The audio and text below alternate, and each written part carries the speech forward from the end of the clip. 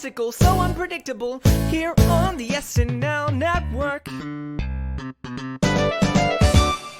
Yes, that is right. Hello, everybody, and welcome to another edition of SNL Stories here at the SNL Network. This is the podcast where we speak to alumni of Saturday Night Live from all eras of the show, whether they worked in the crew or on the cast. It's always great to hear their stories, and I'm excited to bring another really fun one to you today.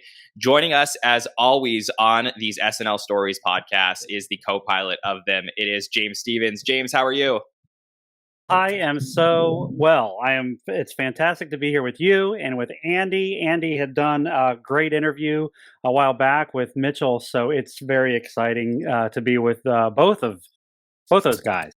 Yes, for sure. James, we did have a great interview with Keith Raywood. That was the production designer of Saturday Night Live for many years, and that was the last SNL Stories we did a couple months back, so make sure to check that one out, and hopefully more to come over the summer. But yes, James introduced Andy Hoglund, and it's always a pleasure to get to talk to him while he is on the show. Andy, how are you? John, I'm doing great. It's great to see you and see James and see Mitchell, of course, again.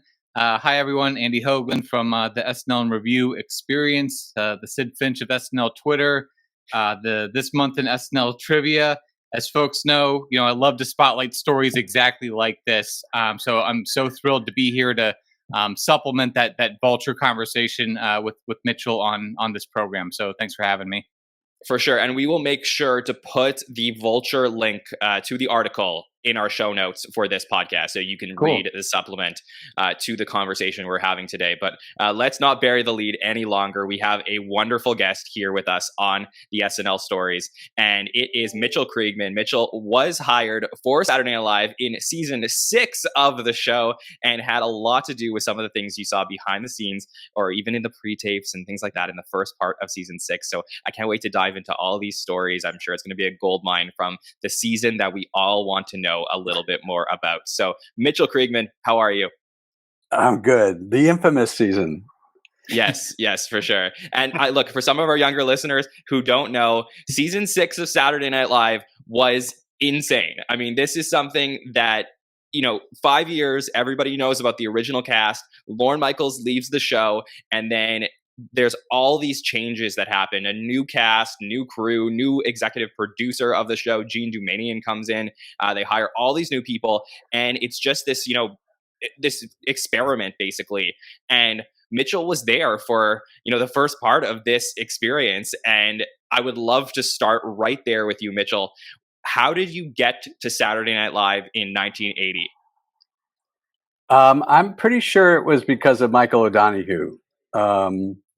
I'm pretty certain that Jean and Michael were on speaking terms still, and she asked for recommendations, and it was a pretty kind of wild throw from Michael, because I was involved with he and Emily Prager, who was his writing partner for a while and brilliant in her own right.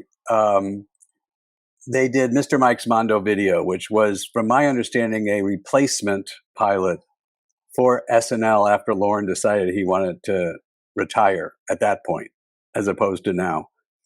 And they took 3 of my pieces from my video art at the time, and I think one of them got censored, but then none of it got on the air, and it all went to a theater, which was super crazy. But the bottom line is O'Donoghue, quote, discovered me. And I think Jean asked him who she should hire, and he said me. That's the only person I know that might have said anything. Do you remember kind of that first interaction with Michael O'Donoghue? Like, I know you're big in the art world and you're doing, shows and installations. Like, did he come to one of your shows? No, nothing that normal.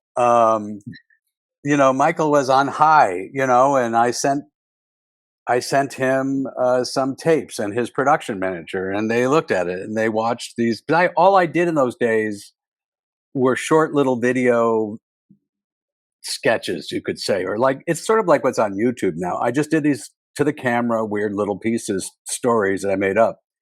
And they were scouring the world for little short pieces. because that's what Mr. Mike's Mondo video was. They produced some for huge amounts of money, and then they bought stuff for nothing. And I was one of the things they bought for nothing. And I did eventually, though, become friends with him, in a limited kind of great way. I mean, I was at his house a couple of times. We talked about stuff. We just got to know each other a little bit, not in any kind of palsy-walsy kind of way, because O'Donoghue wasn't that type. But I thought he was brilliant, and I loved talking to him, and I'd call him up about crazy things I was doing, and he was just great. He was as crazy as he seems. He was actually a really good role model for my career.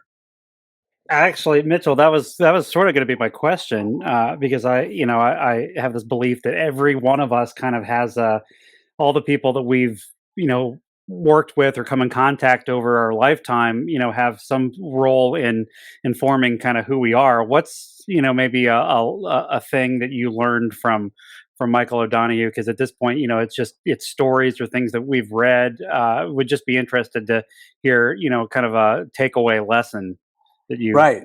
Right. Well, I know everybody's heard really lots of outrageous and crazy things about him, and but he was really quite genuine, meaning, he wasn't being outrageous because he wanted to make a splash. He just genuinely was that way. And so he had a huge amount of authenticity, when he created comedy. And so his authenticity was an important thing. He also had a adamant, conscious, overt antagonism to the people he worked for. And although that sounds like not the best work ethic, it actually is really good for a creative person, at least in my case. And I took to it because a lot of people probably don't like that I did it, but I wasn't as sensational as Michael or as acerbic and biting as he was, right, at all. And who could be, right? Nobody could be. He was the master of that. He was up there, But he used to say, if you hire me, you have a problem. And now, although that sounds like a bad kind of work kind of relationship, it actually is a good way to define yourself creatively, meaning that I'm going to do the thing. To me, here's how I interpreted it. And I have a funny story to tell that relates to this. I interpreted it as I'm creative, and that's what I'm going to do. That's more important to me than making money or agreeing with you or doing what you want me to do. And since that's what I wanted to do in life, was to be really creative and do something unique, that was a good way for me to think about it, And I'll just flash forward, like, I don't know how many decades, but at one point I was supposed to run TV animation at Disney, which was a huge job. And I was completely the wrong candidate for this. Totally. I was just off the wall. I did all sorts of weird stuff, but I wasn't corporate. I'd never worked in a corporate environment, and I wasn't reliable to be corporate, right? That's the same thing that O'Donoghue is really saying, right? I hope this is making sense. And so at one point, I'm in the office. They've negotiated for 6 months. The contract's pretty much done. They want me to come in, and they have this big "Let's Smoke Cigars" at Team Disney building with Mike Ovitz and a bunch of other executives. And I go to this thing, and it's like, I don't smoke cigars, so I'm not going to sit there and smoke a cigar. And Ovitz is there, and Ovitz says, "So what are your hobbies?" He asked me all these silly questions. And finally he says, "Why do you think you can run TV animation at Disney?" Now, this is where you're supposed to say something really upstanding and genuine, right? I'm not joking. I said, and to me, this is a page out of the O'Donoghue book. I said, "I think that's the wrong question." I said, "The real question is, why are you crazy enough to hire me to run TV animation?" And he said, "Well," he got all flustered. He said, "Well, what does that mean? That you're too good for us? You worked at SNL. I used to represent Barry Levinson, who was on SNL in roller skates," or something like that. He said, I forget the story. And I said, "No, it's just that I don't do the same old thing.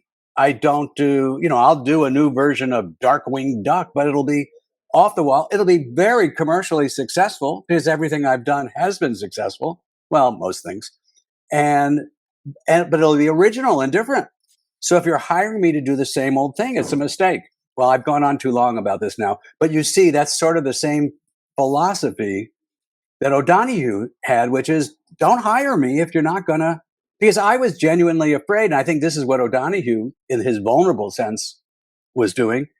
I don't want to get hired, and then people are shocked that I'm not doing what I want, what I do, being original. They should know what they're buying. Exactly. Which brings us back to season 6. Let's go back to that, because I would really love to know, Mitchell. So you come in, you get to meet Jean, and they're starting the planning for season 6. What was your interpretation of your role on season 6? Like, what were you coming in? What were you expecting to do throughout the season? I would love to just start there. Well, I wasn't a comedy guy at that time. I mean, it introduced me to comedy, and I did eventually work at Comedy Channel, and I did pilots and did other stuff like that. And I eventually did, Clarissa and things, but I wasn't a comedy guy. So the only thing I knew how to do was what I did, these little weird stories. And I figured I was a writer, so I could write sketches and stuff, but they had hired me as a featured performer, a filmmaker, and a writer. So I figured I was going to do all those things, and I figured, this must be the time for me to do everything I've ever done, but on a bigger stage, And she gave me the nicest office. I had Tom Schiller's office, which was in the corner, and made me feel like it was just amazing. And so I really thought I was mainly going to do my thing, and it changed pretty quickly. But at first it seemed like that might be true, Okay. And I'd love to hone down a little bit on that, because I believe that this was part of the subject of your conversation with Andy when you spoke to him at Vulture. So you mentioned featured performer, which is something obviously, here at the network, we track all the cast members and the history of the show. Right. So is that something do you believe that at the time in season 6, you were a part of the cast? Because the records don't show that, though we do get to see some of your pre-tapes in season 6. Yeah, I don't think I cared a lot. And I don't mean to be ungrateful, but I just don't think it meant much to me. Yes, I have a contract. I'm sure I could find a contract that said featured performer on it. I wasn't interested in being competitive with the other performers. I figured I would do my own thing. But yeah, and they took my picture, like I've sent you the picture, and that's my little proof of what happened. But, my big thing was I wanted to keep doing what I already did, which was make these little films. I was much more, Tom Schiller was more my role model than anybody, in that context. So, so you were kind of part of that lineage, Albert Brooks, Tom Schiller. You wanted to be like the resident filmmaker almost. Right. that would have been nice if I was part of that lineage. I guess on a small, tiny little bit, I was a part of that lineage. I think it counts. We'll count it. Okay.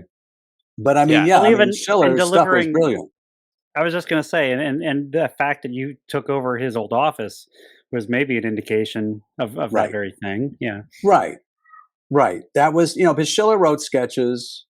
I don't think he appeared much. He might have appeared in something, but he made those films that were brilliant, And I met Tom a couple times, and that's what I thought I would be doing, Yeah, and it's really interesting to compare, then to now, because obviously there are cast members that are, in the cast, but also hired to make pre-tapes. Think about the Kyle Moonies of the world who just left the show. The Lonely Island with Andy Samberg, obviously that was his thing. Right. So I guess at the time, the focus on the live sketch aspect may have taken away from some of the pre-tape work or appreciating some of the pre-tape work at the time.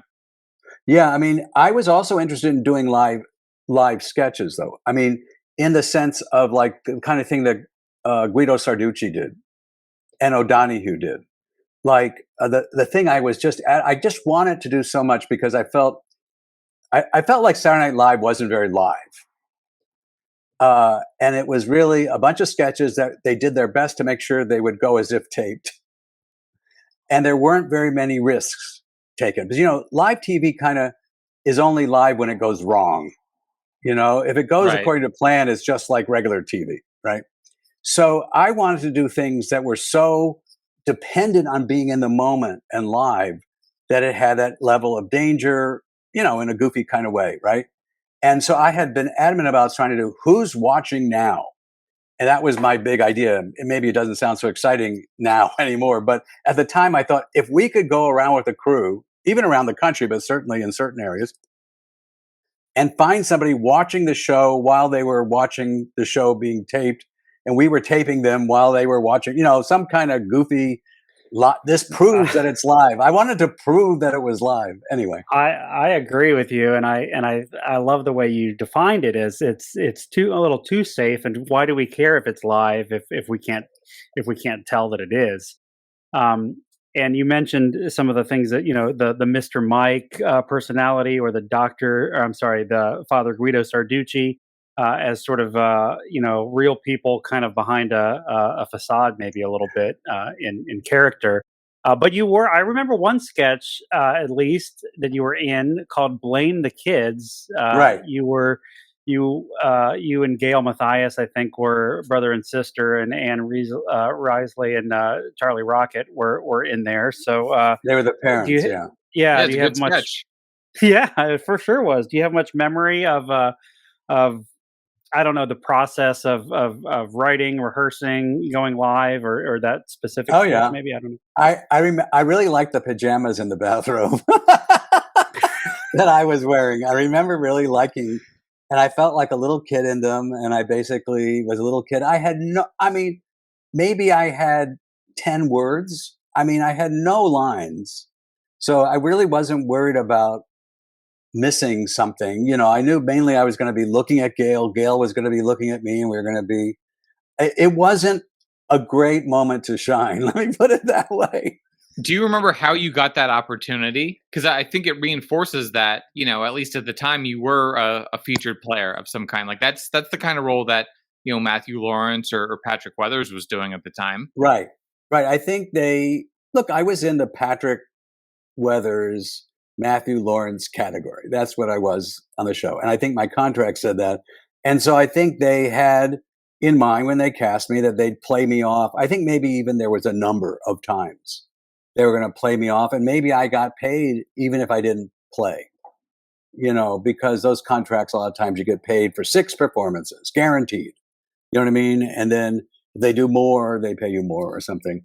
So they probably had it on their list and like, oh, we got to put him in a sketch. Let's put him in there and see what happens. Who else we're going to put in? I don't know. I don't think it was very. You're like, oh yeah, let's put in Eddie momentous. Murphy. Let's put in that random guy. See what happens. Yeah, it's like the same philosophy, right? Now that would have been better if Eddie Murphy and Gail Mathias were brother and sister. That would have been much better. So, but Eddie Mitchell, Murphy, is he doing anything today? Have we lost track of him? Yeah, I don't know what he's doing. I don't know. I don't think. I just he lives in New Jersey. Put a pin in that because I do want to ask something about Eddie. But Mitchell, you said that you did take a headshot. So you sent us this photo here, which if you're watching on our YouTube version, that's the headshot. So yeah, so it's not the traditional like black and white cast photo that we had seen previously, but they took headshots of everyone in season 6, like eating an ice cream or something like that. Well, no, I don't know. I can envision this black and white, John. I feel like it fits the style if you do make it black and white. Okay. Yeah, I have no idea. That's the picture they took. I wouldn't have this picture otherwise. It's so funny. And I don't know. That's one of my favorite shirts I was wearing. I was big into shirts. It's better looking than you can tell in that picture, but yeah. And it looks like you're enjoying the ice cream. Like let's get into the details here. Like who gave you that? Like what? The photographer. They said, "Here, eat this ice cream cone." I don't know why that was an idea. where is that wall? That wall probably is at the offices or something. Yeah, James, you would know. But okay. Well, my question was, so we talked a little bit about Eddie, we talked about Gail. I would love to know, do you have any interesting stories about some of the other season 6 cast members that are, pretty well known? Charlie Rocket, obviously, a lot of people, with a lot of heard stories about him. Gilbert, unfortunately, passed away this year. There's there's so many interesting characters that we got in that season 6 that we never really got to see too much more of after that. So any interesting stories of any of your castmates that you have for us? I to some degree, I felt sorry for some of them because I thought they were up against such odds. And, Denny was, I don't, the only person I can tell an actual story about is Joe Piscopo because Okay. he was such a bully, and which didn't really have an effect on me because, that's not the kind of guy that I take seriously. And one of the things I mentioned to Andy was Jean had this terrible management idea of reading all the bad reviews to the cast and staff, writing staff. So Jean, in case anybody hasn't described Jean to you, she was a very elegant, dressed in black, high style. And one of the things I was thinking about before this interview, thinking about Jean, was that she was actually a pretty classy person, but she was sort of condescending and stooping to do the show. So the show had a certain feeling of it was her condescending to comedy. It was a little beneath her or something. Yeah, I always got the sense she's like Miss New Yorker, Woody Allen associate. Yeah. So there was something, I don't know why she thought it was such a great opportunity, her ambition, whatever that was. And it was an achievement for a woman to be the head of the show. That was not nothing. Anyway, so she had this terrible idea of bringing, when the show was doing terribly, just horribly, because out of the gate, terrible reviews. And so she'd bring everybody into her office and she'd read them out loud while we sat on her couches, her elegant couches. And I actually, you can look it up and prove it, was reviewed really well. The 2 short films that I had at that moment, one by Tom Shales, who was a big deal at the time, and the other one, Marvin Kittman, who actually has always been very good about my work. And there were lines like, he's a grasshopper among worms. He's a scholar among morons. So it wasn't very nice for them. It was nice for me, but it was also, kind of angsty to be called a grasshopper among worms, And so when she read those, Piscopo, who I'll never forget, was like literally right here. And he's a big guy, big head. I think of him as having a giant head. Yeah, the curly hair. Yeah. And he says, well, I didn't hear anybody laugh. I didn't hear anybody laugh at that one, and that was his way to to neutralize me. So the idea, you can think about it, the idea that somebody gets a good review, that you build on that, or you do something good with that person, or you say to the other people, maybe we should do things like this or whatever. That's not happening. It was like herd mentality, and Piscopo was like, I'm not going to take this New Yorker guy, so that's the only story. I don't know. Eddie was fun. Neil, I knew really well, and we used to play ping pong a lot. I liked playing ping pong with him, but everybody stopped talking to me at the end, like at least a month before it was over. Like any office, like the dumbest office you could ever work in, where everybody knows, oh, he's gonna get the axe, so we're gonna stop talking to. We don't want to be, tainted. Well, so Mitchell, I don't recall if this made it into the Vulture piece or not, but who were you closest to, cast and crew? Like I feel like there's some behind the scenes guys that you stayed in touch with beyond, the cast members, right? Well, there were the cast members I wasn't very close to, but I was close to, although Matt Lawrence was very nice. I remember always having good conversations with him. Yeah, I texted him about you. Yeah. Yeah, and I remember him really well. He was always nice to me, and he was more of a performer than I was. I had, you have to remember my performances as a performance artist was I performed in the dark. That was my specialty. So I did something called Evening of Stories and Tricks You Won't See Anywhere, and it was in the dark. So it was very high concept, goofy, off the wall stuff.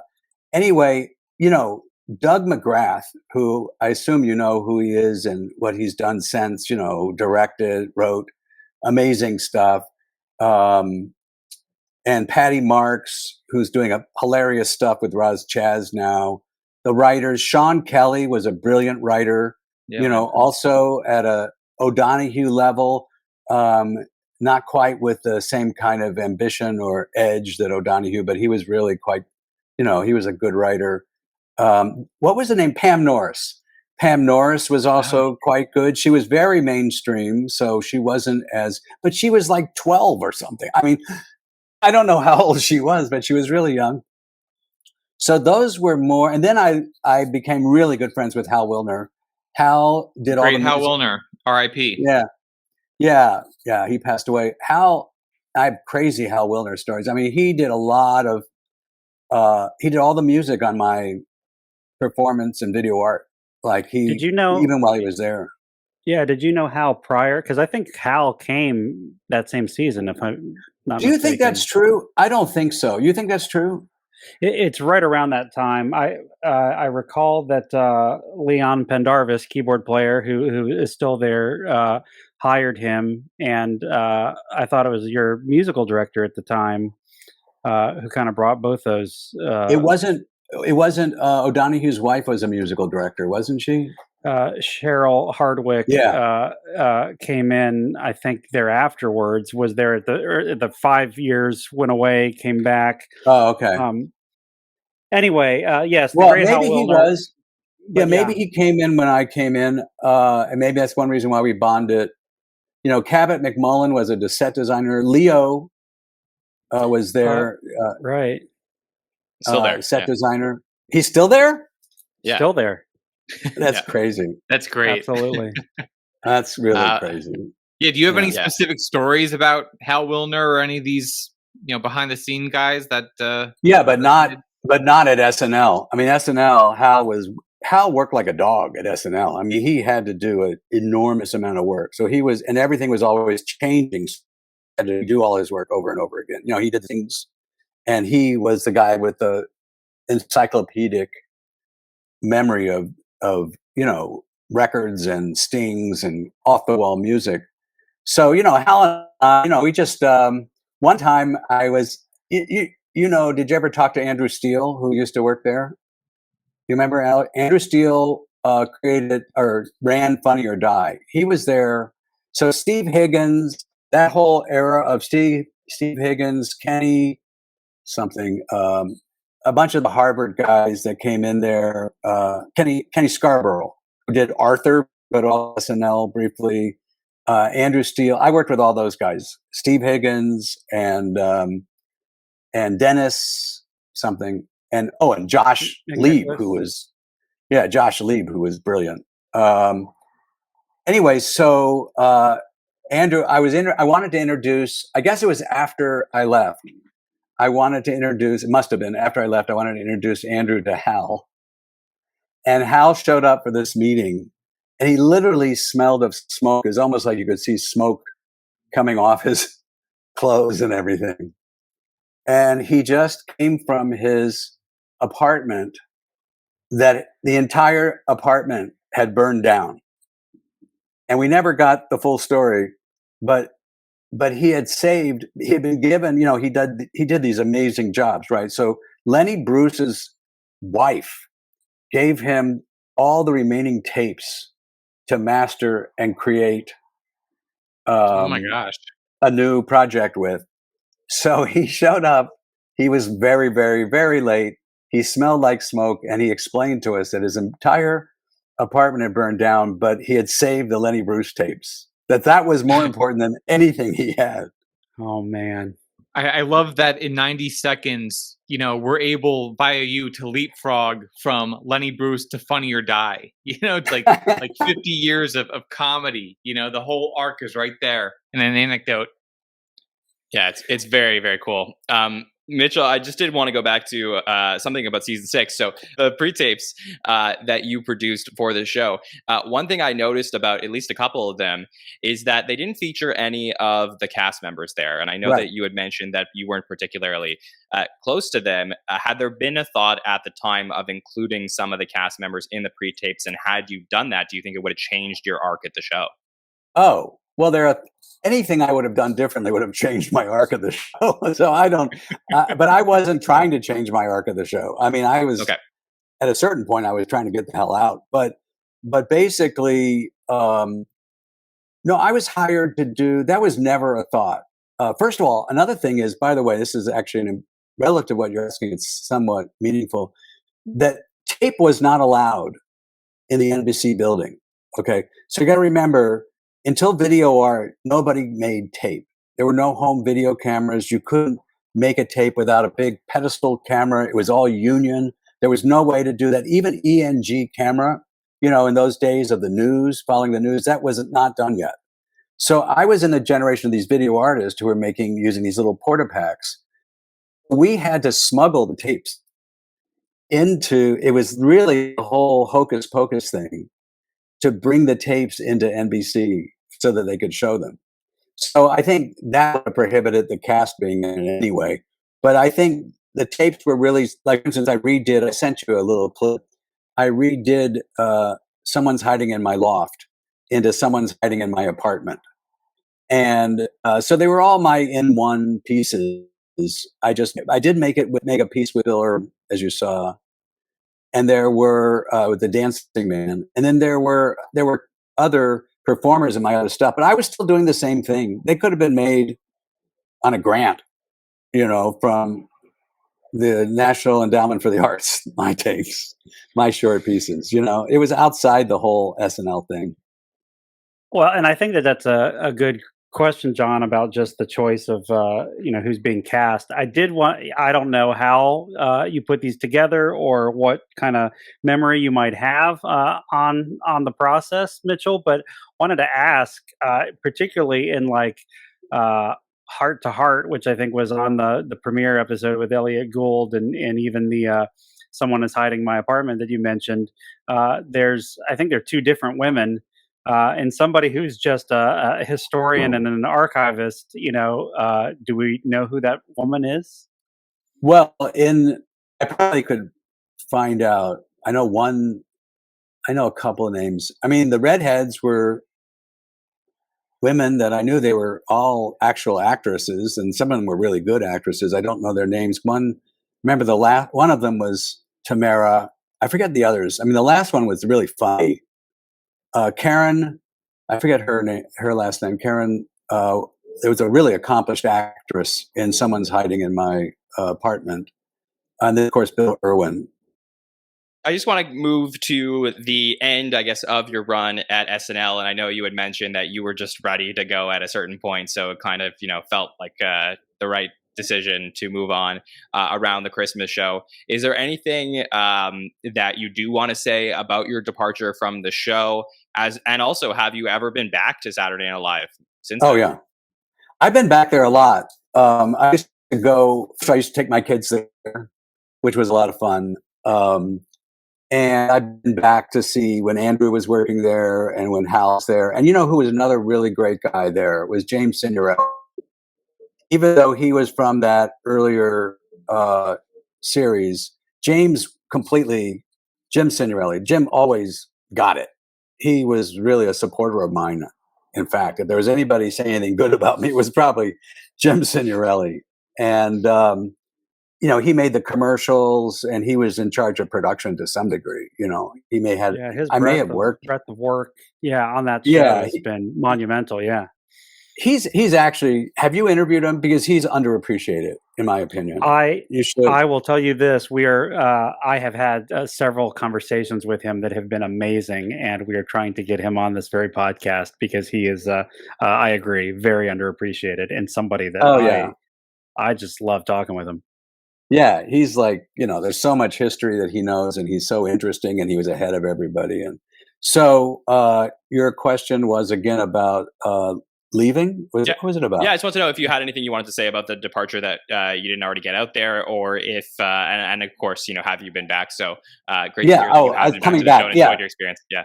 Yeah, so Jim, I would come back to visit Jim. I'd come back to visit, and Jim did the most wonderful thing with my daughter when we went to visit. After the cast had left, he said, come over here, and he put her up on the stage where you do the monologue. And we took a picture. I have it somewhere. He says, okay, this is what it's going to look like when you're hosting, That's awesome. and she was like maybe 14, you know, or something like that.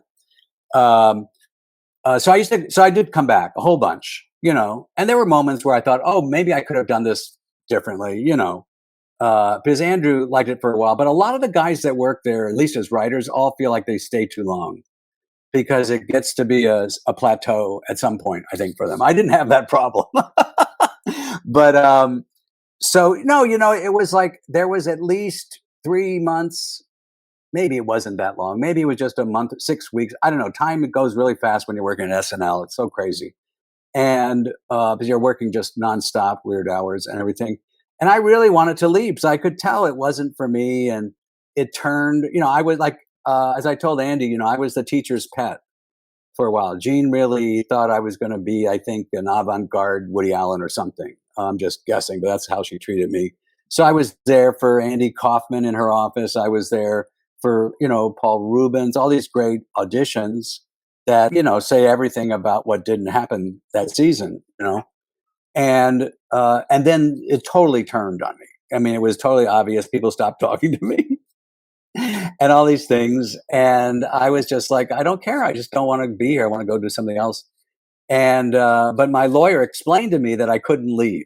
And I don't know if you know this about showbiz, because this was a showbiz lesson for me, is that when you make a contract, which I guess makes perfect sense, you can't quit.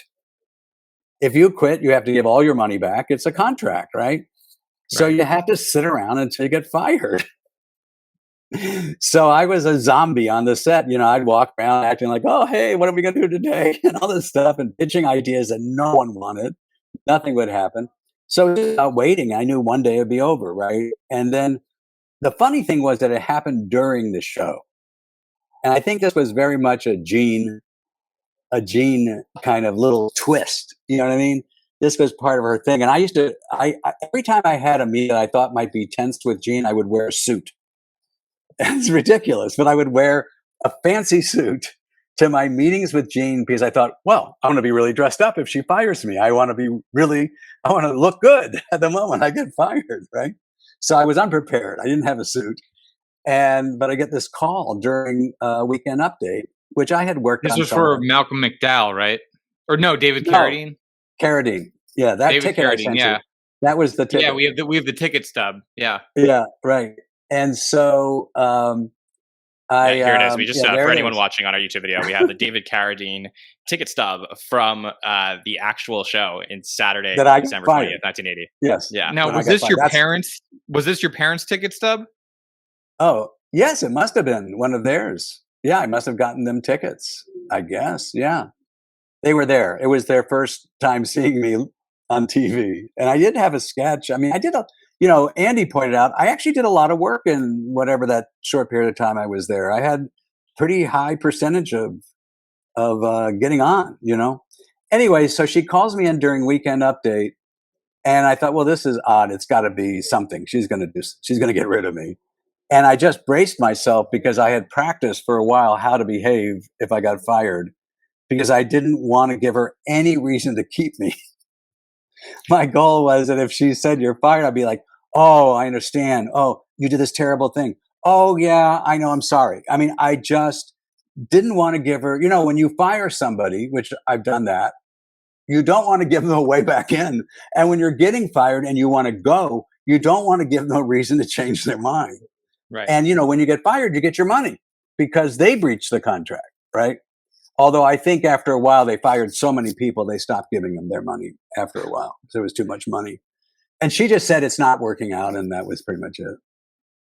Yeah, it's a very, very poignant story. So I definitely encourage people to kind of check out the full summary of it at the Vulture piece. And then another moment that I wanted to bring up that we talked about was your encounter with John Belushi backstage, which made me wonder, Mitchell, were there any other VIP types who were kind of hanging around backstage, like people we wouldn't necessarily associate with season 6, that era of the show?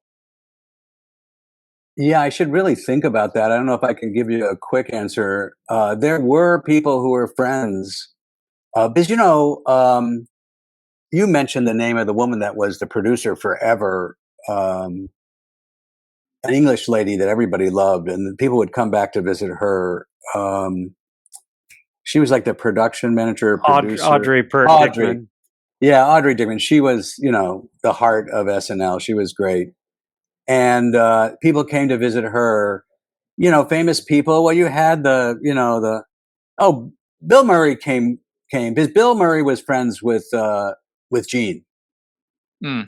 They were, I think she may have helped him, or she did a special with him, or she had a relationship with Bill, and she was hoping Bill was going to help her more, I think, than he did.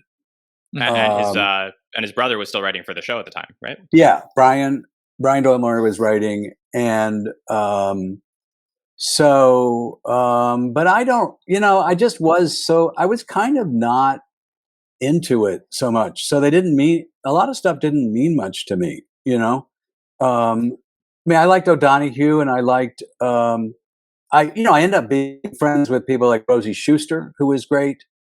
And some of the other writers from the earlier days were terrific, and I had to be friends with them, and I knew some of their agents, and then I did this disco. I don't know if you know, I did Palladium. You remember Studio 54? After Studio 54, Ian and Steve did the Palladium, and so for a while I was very popular among everybody at SNL because they wanted to get into the Palladium. And so they'd show up, and I was the VJ, a video jockey, and Jellybean Benitez was the DJ, and we had a VIP lounge up there, and so they would show up. People like Madonna would show up, but that was when at least I knew who the hell everybody was, John McEnroe, people like that. But at SNL, I don't know, I was just kind of stunned for a lot of it. I think, I'm sorry. regardless, to anyone listening, regardless of your career path, your walk of life, I think what you learn. The takeaway from Mitchell here is that you have just such a great perspective on things to just go, if not this, there's the next thing, which obviously there's many next things for you. But real quickly before we walk away from SNL, and I'm half joking when I ask this question, but to just sort of be talking about. Your parents are there at that show. It's the Christmas show. During Weekend Update, you're getting fired during the Christmas show. Here's the question. So many people who are just going, whatever happened to Yvonne Hudson, and where is she, and who is she, and that kind of thing. Is there any connection between the fact that the episode you get fired from is the first time she's announced as a featured player, and where the heck is Yvonne Hudson? I know nobody knows where she is. She was very nice. She was very steady. They were like, Yvonne and Eddie were the only Black people, period. Okay. The only ones. Right. So, that's a very dangerous position, no matter how liberal everybody says they are, and that was I'm from Richmond, Virginia. So people were overtly racist in Richmond. Whereas up in New York, they were like clandestinely racist. You know what I mean? So it's a little trickier, Right. But maybe they planned to that was maybe their replacement. They get rid of me and they put Yvonne in. It was my mother. The other part about the story is that my mother comes from a showbiz family. So my grandfather was a vaudeville orchestra leader, and it was very schmaltzy. So she was sort of schmaltzy about me being in showbiz. And she burst into tears when I told her I got fired in the Rainbow Lounge. Rainbow Lounge, Room. The Rainbow Room. Yeah, right. Makes for an interesting after party, doesn't it? Yeah. So one more thing, Mitchell. I know you had mentioned earlier in the conversation you had been around at the beginning of the season for some auditions. Do you? Yeah. One of the things that we always like to talk about with that season 6 is that John Goodman auditioned for season 6. Did you happen to see that one while you were there? No, I didn't. I didn't know who he was, so I don't know. Was he famous at that point in any way? No, I don't think so. He Revenge of the Nerds. He's like Mercedes Ruehl, who went on to have a really great acting career, and I'm sure it's in that same category. They were actors that were good at comedy, that had kind of, she had a very Lily Tomlin kind of quality of being able to play characters, because that was another thing that they used to do, remember? And Denny, I guess, got the character mantle, right? She was doing characters, But Mercedes did these great dramatic characters, and I'm sure they were tapping, John Goodman probably in the same kind of way. there were just some. I mean, they hit every category. They just picked the. Look, I think everyone there worked really hard and tried to choose that were almost impossible, and the writing support. The support in general just wasn't great. I don't think for those people to become really successful, unless you were just so out of the box hilarious like Eddie. What chance did you have? There were so many things you had to overcome. You had to invent your hilariousness. The way Belushi used to, because Belushi used to do that too. He'd do something so funny that's what, and I think he consciously did that kind of shit. And Eddie was in that mold. But how many other people were there that could do that? Not very many. Right. Mitchell, I do have a question from one of our patrons, Ike, who sent in a question for you. And I just wanted to know if you are currently watching SNL now, or if you caught anything from the last few seasons and anything that stood out to you. Well, if I watch something, it's always on YouTube. I don't think I watch in a normal way, but or what used to be a normal way. And I do. I mean, I love some of the performers, obviously there, and everything's changing now. Radically. Some of the stuff is really brilliant. Some of the stuff still suffers from the endless sketch idea, the repetitiveness of it. I would say it's all better than it used to be in the worst days, But Kate McKinnon, right? And then some of these actors that have gone on to do great series like I can't say Hader, and all those guys. Yeah, I mean, I've watched enough that I've kept up with those guys. Once in a while, I see them perform, and and the political sweepstakes gets to be a bit tedious and lame, I think. But on the other hand, I'm so glad that somebody's criticizing.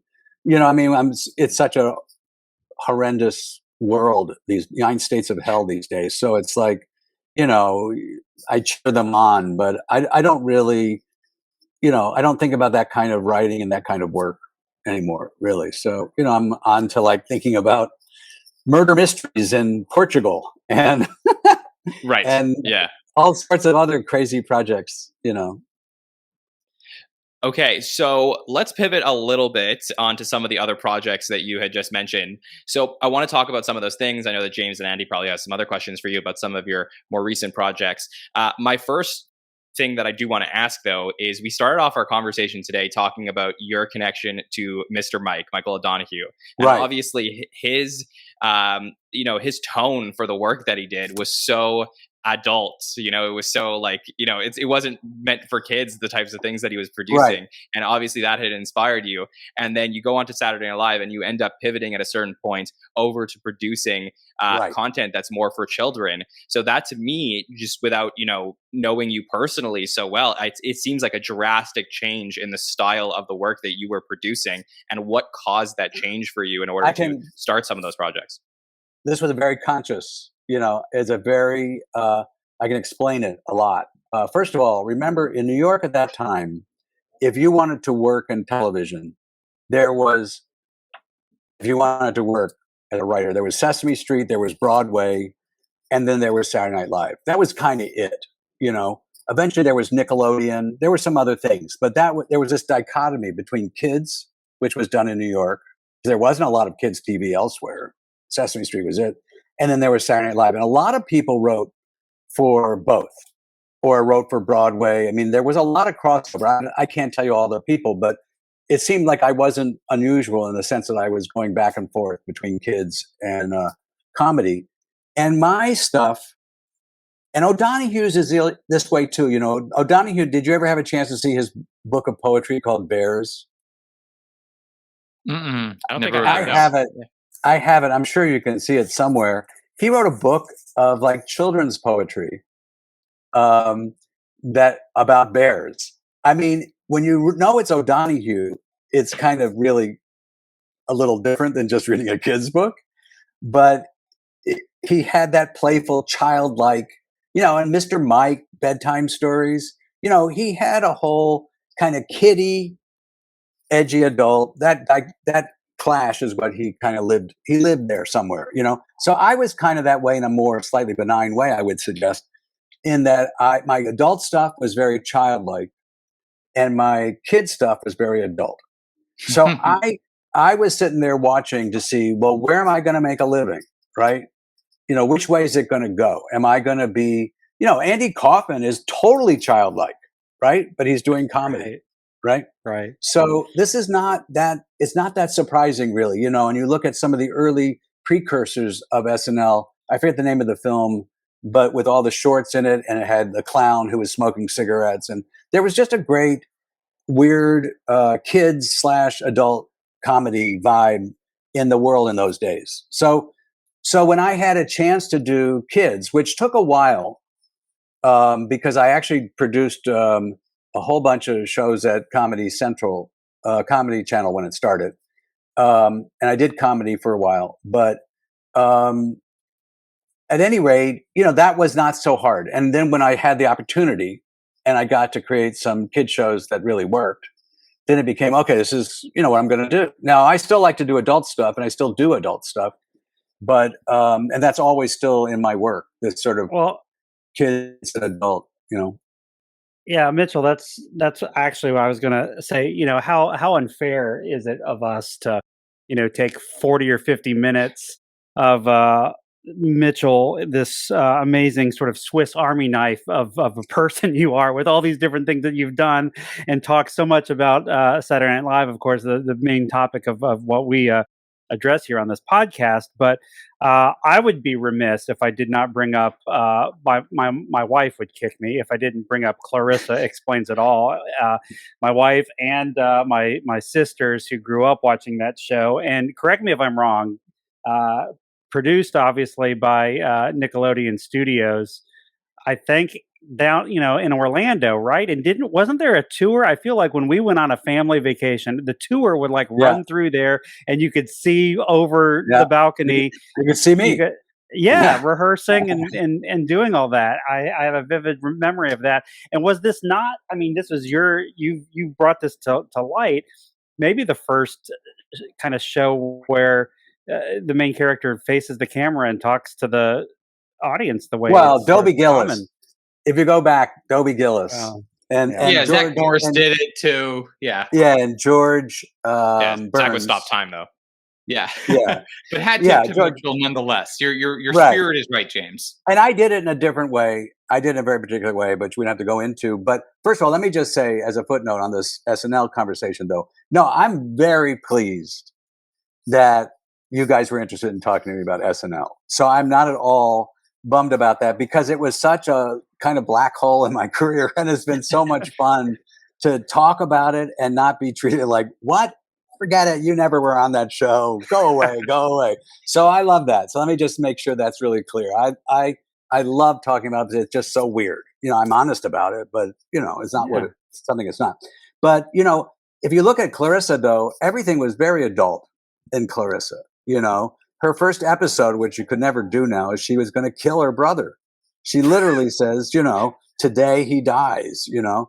And I took all of my adult stuff, and I realized, and even my video art stuff, which was very dark, I realized that a 14-year-old girl saying all the weird stuff that I was thinking and doing came across as a much more wholesome, lighthearted, funny experience. And everyone laughed.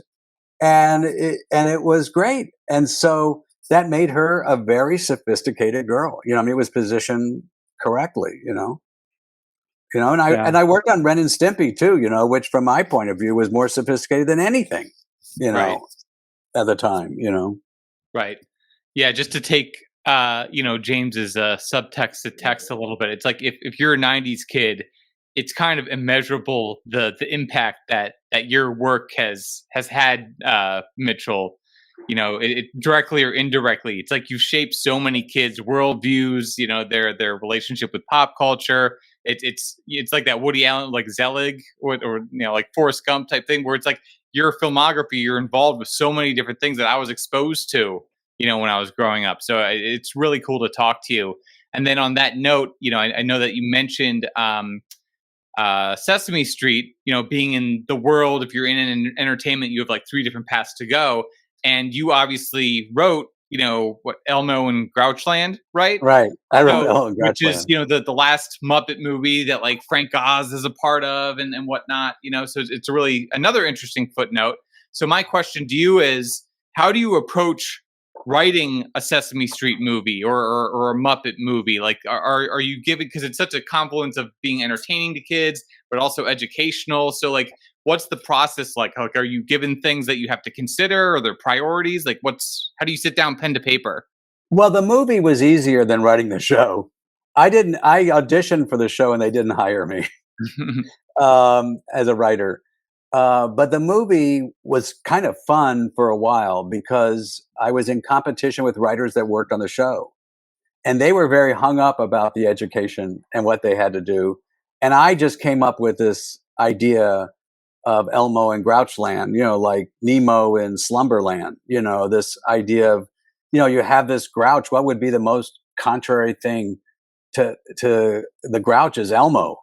And what if he got lost down there in that trash can? That sounds horrible. And that seemed like a really good idea for a movie to me. And my story won against these 5 other writers.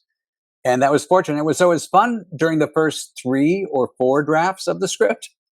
And then when they started taking it away from me and giving it to 6 other writers, that was less fun. And then they gave it back to me. This is a typical Hollywood story. They gave it back to me. And while I was writing it, they asked for the disc, because that's what it was in those days that the script was on. And they gave it to a friend of mine, Joey Mazzarino, who's a really good writer. And they gave it to him to write while I was writing, as if we didn't talk to each other and know it. So, and then they hired me to put everything back in. I mean, it just was ludicrous, But, but I've done a lot of education, like Bear in the Big Blue House. And I just did a show for Apple. And I still do lots of educational shows. And the whole trick is really Sesame does it wrong as far as I'm concerned. They give you a list of what they want you to put in educationally. Mm-hmm. I think that's a mistake because then you're forcing it in.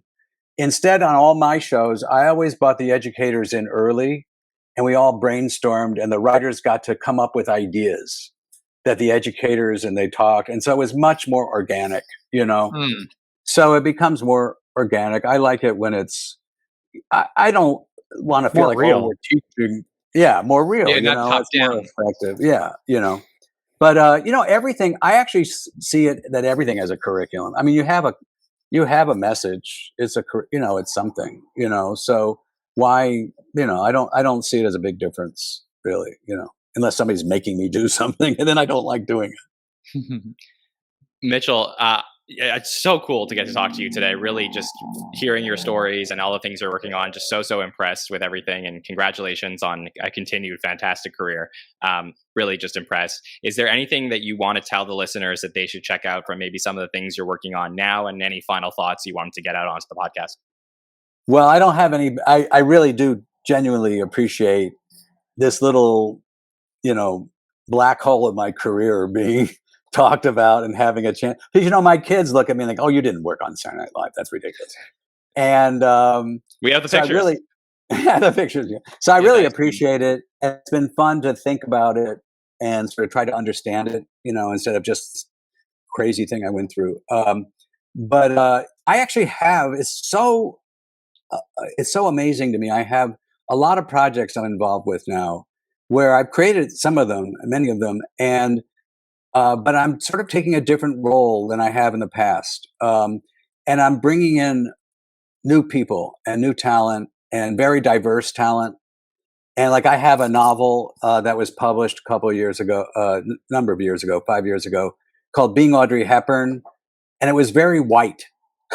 And I said to the producer when he asked about adapting, I said, I'll adapt it as long as it's not white. I want to make her, a Latina or Asian or something, So once I do that, by the way, I'm cutting myself out of the deal, at least somewhat, but I really love it. I've been working with a lot of very interesting, there's a guy in Australia I'm working with who's a disabled guy, comedian, hilarious comedian. And he's doing a heist, a gang of disabled criminals who use their disabilities to rob abled people. And it's It's just hilarious, you know. So that's what it's fun, you know. I'm just still doing things, but slightly different way. And there's things that are going to be hopefully, if they make it to fruition, that people will know from the '90s too. So it should be fun. Okay, that's great. Is there anywhere on social media that people can find you just to see some of the work you're doing? Yeah, it's really easy. My Instagram, I'm an open book. I'm very exposed on Instagram and Facebook, I guess, and Twitter. And, you know, and I don't do anything personal. Got it. I just do, it's like, you know, I miss writing for Army Man. I don't know if you knew that was a George Meyer thing. Yeah, Simpsons. Yeah, it's great. Yeah, and I miss writing for not the New York Times and SNL kind of, you know, and Lampoon, you know, I miss all that. So I kind of do and you can tell that I wasn't really a joke writer by what I do on Instagram. I just do weird shit, you know, and like I pretend like things are real. I lie a lot, you know. I used to lie about TV shows I was doing. This was fun for a while. I said, oh, I sold a new show to Netflix called, what was it called? Small Town Revenge. And I said in the first episode, and then I would describe the whole episode. And then a week later, I go, we just shot the second episode. It's so great. Here's what happens in the second episode. And so on some level, I felt like I was doing the show, even though it was bullshit. And it was funny and it was weird. And it was in this form of these, you know, episode synopses, you know, that never happened. You know, I always loved coming attractions for things that never happened, you know. So that's what my Instagram is like. For sure. Okay, well, speaking of coming attractions, let's talk about what's coming up here at the SNL Network. So next week, we are continuing along with our retrospectives of the departing cast members. So join us live on Monday night for our talk about Pete Davidson. We're going to be talking all about his career at Saturday Night Live. Last week, we got to talk about Kate McKinnon. The week before that, Mitchell, we went live for 4.5 hours and talked about every single cast member and their season 47. So really just crazy end of season 47 coverage, wall to wall here all season long, and then into the summer at the SNL Network. So you know where to find us on all social platforms, on YouTube. That's great. And Apple Podcasts and Spotify as well. So make sure to check out everything we are doing. James, thank you for joining us as always on SNL Stories. Anywhere the listeners can check you out.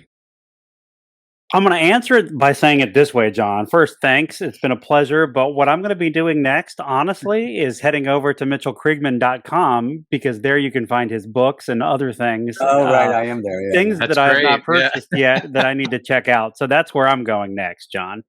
That sounds great. That's a nice Andy plug. Hoglund. Yeah, exactly. You're a professional. I can tell you're a professional.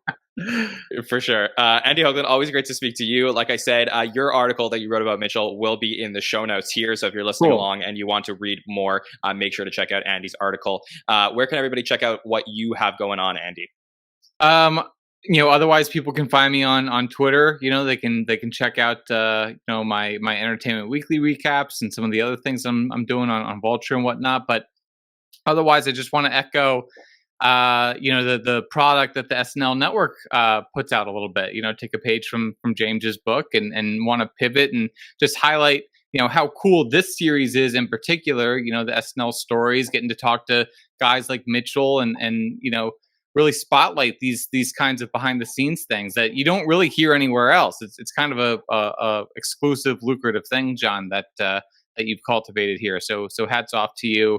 And, you know, the SNL Network family, you know, shout out Bill and Casey and Nicole and everyone. Could just go down the whole list, but those are my favorites. So anyway, yeah, for sure. Okay, well, thank you very much, Andy. Shout out Bill. Appreciate that. Shout out Bill. Yeah, for sure. All right, Mitchell, thank you for joining us today. Thanks to James Thank and you, Andy guys. on Nice the pod meeting as well. Thanks, Andy. Thank you, guys. Yeah, good to see you, man. It was a pleasure. We will see you next time, everybody. Have a good one.